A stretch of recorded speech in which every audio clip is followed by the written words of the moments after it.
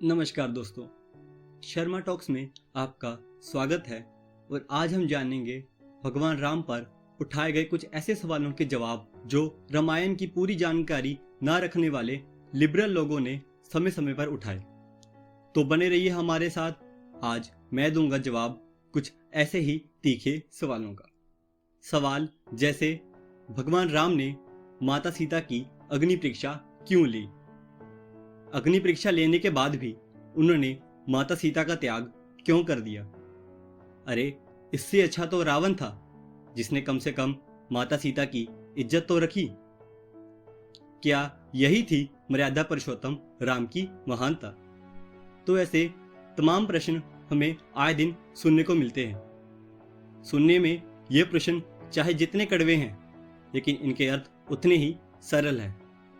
पर आधुनिक विचारधारा ने हमें वो अर्थ ही भुलवा दिए, और आज हम बिना कुछ जाने, बिना कुछ सोचे ऐसे प्रश्न करने लग जाते हैं। चलिए, यह भी अच्छा है कि ऐसे प्रश्न आज भी पूछे जाते हैं, और शायद इसलिए आज मुझे भी इन प्रश्नों से जुड़े ज्ञान को आप सब तक पहुंचाने का मौका मिल गया।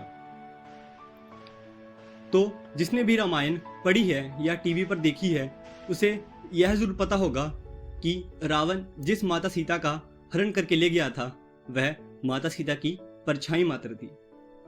भगवान राम और माता सीता दोनों अपनी नियति को जानते थे, और इसलिए भगवान राम ने माता सीता को अग्निदेव के पास रुकवा दिया था, क्योंकि माता सीता में इतना ताप था कि अगर रावण उनको छूता तो वहीं भस्म हो जाता। माता सीता का यह ताप सिर्फ अग्निदेव ही सह सकते थे, तो इसलिए माता सीता उनके पास रुकी, और अंत में भगवान राम ने अग्निदेव से वास्तविक सीता प्राप्त की थी, ना कि उनकी परीक्षा ली थी। और यही भगवान की लीला थी, जिसे लोगों ने परीक्षा समझा। अच्छा, चलो, भगवान राम जानते थे कि माता सीता पवित्र है, तो उन्होंने उनका त्याग क्यों किया?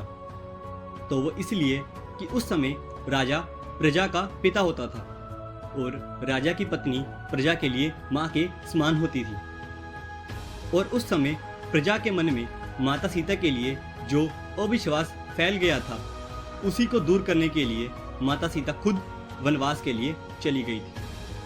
भगवान राम भी पुनर्वनवास के लिए माता के साथ जाना चाहते थे, परंतु उनको उनके राजधर्म ने रोक लिया।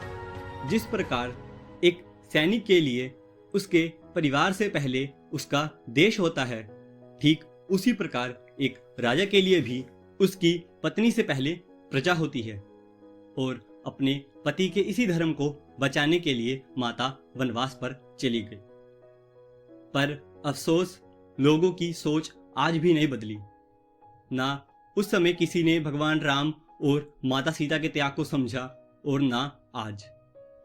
और अंत में मैं बस इतना ही कहूंगा कि रावण को भगवान राम से अच्छा कहने से पहले यह जान लो कि रावण की कई पत्नियां थीं, और इन सब के बावजूद भी उसने माता सीता पर कुदृष्टि डाली, जबकि भगवान राम आजीवन सिर्फ माता सीता से ही प्यार करते रहे।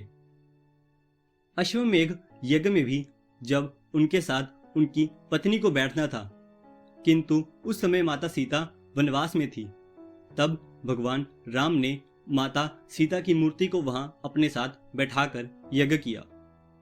वह चाहते तो किसी और स्त्री के साथ विवाह करके भी उनको अपने साथ वहां पर बिठा सकते थे, परंतु उन्होंने ऐसा नहीं किया, क्योंकि वह सिर्फ माता सीता से ही प्रेम करते थे। और यही एक सच्चे पुरुष की मर्यादा है।